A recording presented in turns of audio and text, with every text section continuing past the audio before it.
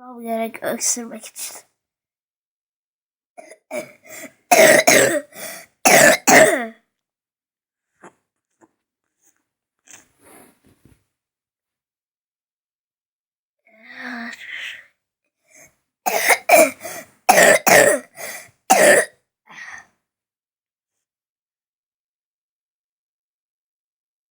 Öksürebildiğim kadar öksürdüm.